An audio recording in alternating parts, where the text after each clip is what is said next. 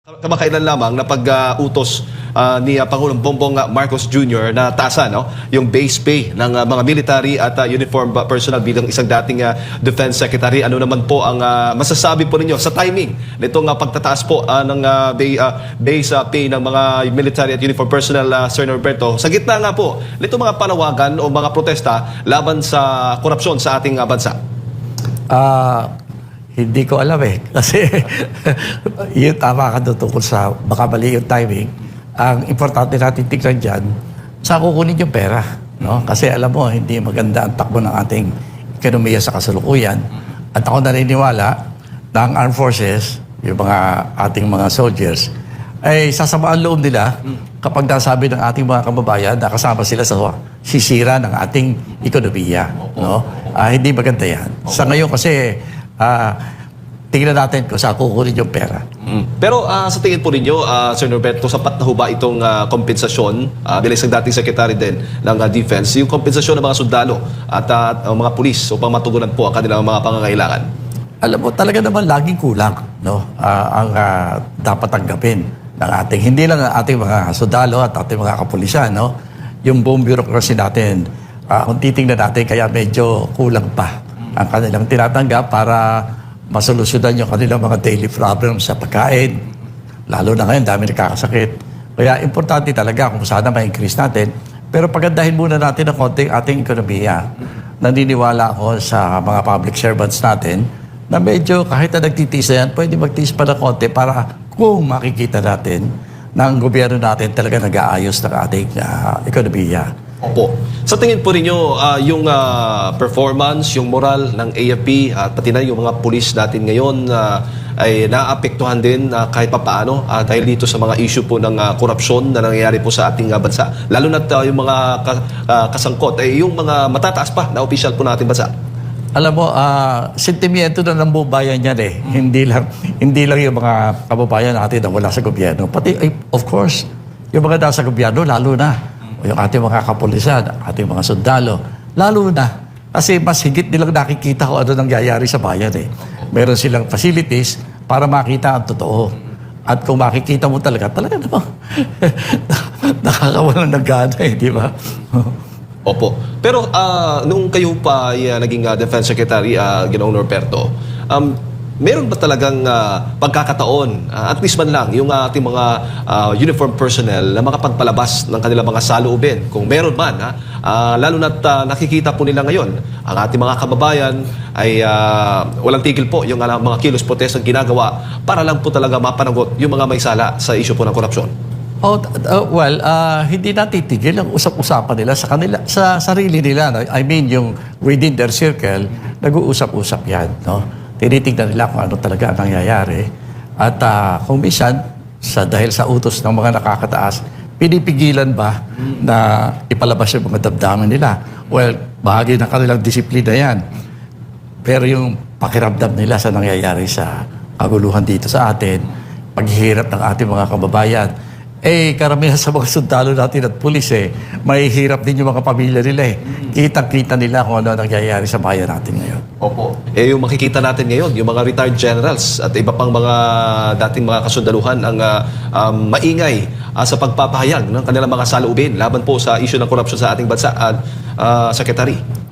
Oo nga kaya nagkakaroon ngayon sila ng pagtatalo. Kaya ako naman, nakikiusap sana ako doon sa mga retired. No, dahil nanggaling din naman sila doon sa loob. Ako din, nandiyan sa kapanahonan ko. Pero bigyan natin ng pagkakataon ang mga nasa serbisyo na pagkakataon na talaga gumawa ng kanilang sariling desisyon. Total, sabi ko nga kanina, nakikita naman nila kung ano talaga nangyayari. Meron silang pagkakataon, meron silang mga facilities, meron silang mga programa na talagang makikita nila kung ano ang nangyayari. Kaya kung yung mga nagtutulak na kumilos ang ating armed forces, I think kikilos yan pag tama panahon at tama ang sitwasyon. Opo. At hindi po ibig sabihin na hindi po sila nagsasalita ito mga kasundaluhan o takot sila dahil baka matulad sila nitong dati ding membro ng AFP o kasundaluhan itong si Orly Gutesa, Secretary.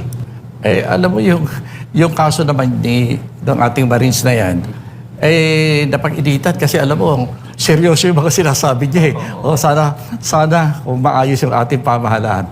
Dapat siya ang pinoprotektahan, di ba? Kasi naniniwala ako sa sinasabi niya eh.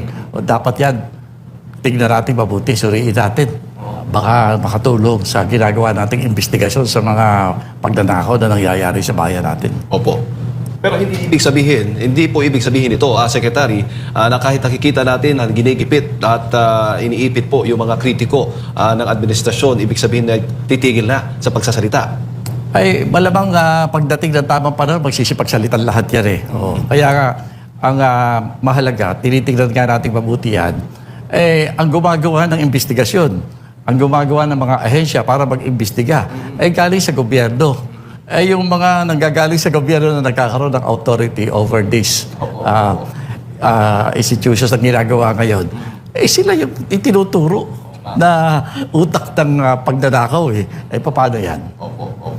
Kung merong utos ang Pangulong Bongbong Marcos Jr. na taasan po yung base pay po ng military at uniform personnel, dito naman po sa Kamara, sinuspindi po itong si Congressman Kiko Barzaga dahil daw sa disorderly behavior, dahil doon sa mga post po niya laban po dito sa dating speaker ng Kamara at maging sa Pangulong Bongbong Marcos Jr.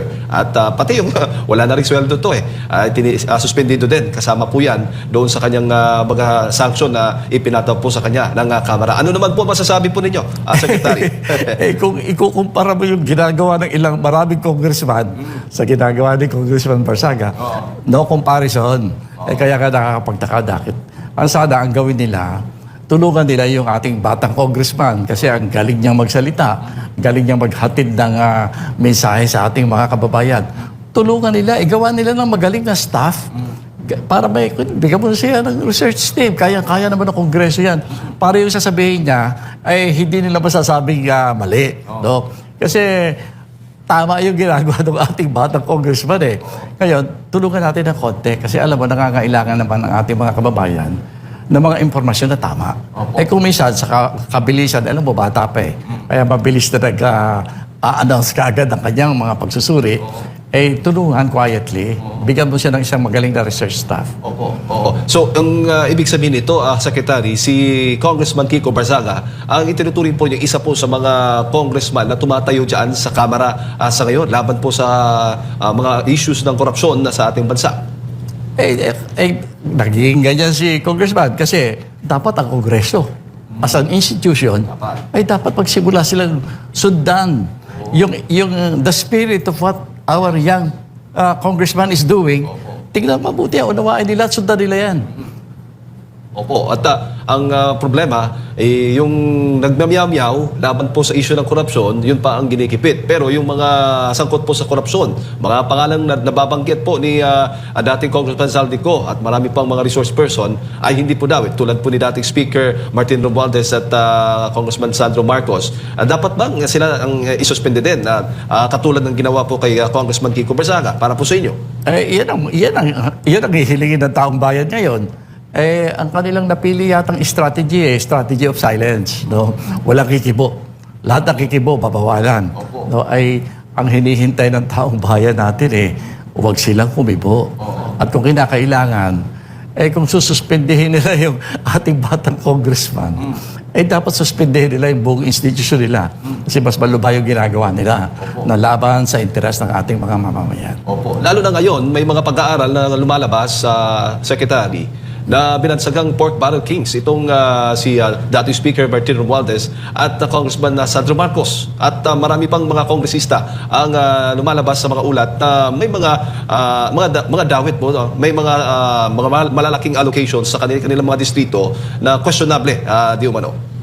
Alam mo, dapat pakinggan nila. Alam mo ba, nagkaroon yata sila ng isang okasyon dyan sa Kongreso, sa House of Representatives, na umimbita sila ng isang religious leader.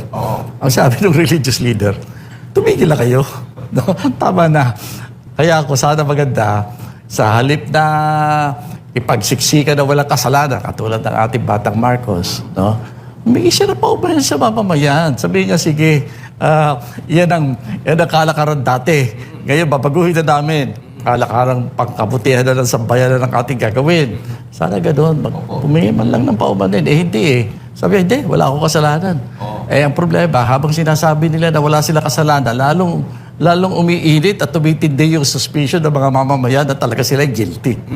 Opo. At sa tingin mo, sa gitna nga po nitong mga issues ng korupsyon ay nakatutok pa ang ating Kongreso sa paggagawa ng batas. So parang distracted na po sila sa mga nangyayari ngayon. Hindi na masyadong nakatutok doon sa mga dapat gawing batas para sa pangangailangan ng ating mga kababayan dahil mismo sila ay di umano'y mga sangkot din po dito sa issue ng korupsyon. Alam mo, maganda sana itong panahon na ito eh. Itong panahon na tinitignan natin kung ano yung mga policy, ano mga batas ang gawin natin para ayusin na natin ang ating kinabukasan. Kasi napaso na tayo ng todo eh. Kitang-kita mo naman yung simpatiya na ngayon ng mamamayan sa pagbabago. Ngayon, meron na tayong sentiment na ganyan. Dapat very active na ang pagbabagong buhay ng ating mga namumuno at simulan lang diskusyonin kung ano mga dapat natin gawin para panibagong buhay tayo dito sa Pilipinas. Opo, at bago ko lang ipasa kay Partner Admar, Secretary, may mga nananawagan nga na dapat i-abolish na itong Kongreso, Senado at ang House of Representatives dahil nga halos lahat ay dawit yung umano sa korupsyon. Ay masyado popular kayo dyan. No? Kaya nga dami nagsasabi nga, resign all eh. Di ba? Pero yan ay mga kuro-kuro pa lamang. May mga pamamaraan na pwede natin gawin yan na palitan, for example, natin ang Kongreso. May mga pamamaraan tama at maybe constitutional in character na magagawa natin para ayusin talaga natin yung lalong-lalo na yung level ng pamunuan ng bansa natin. Dapat talaga ayusin eh.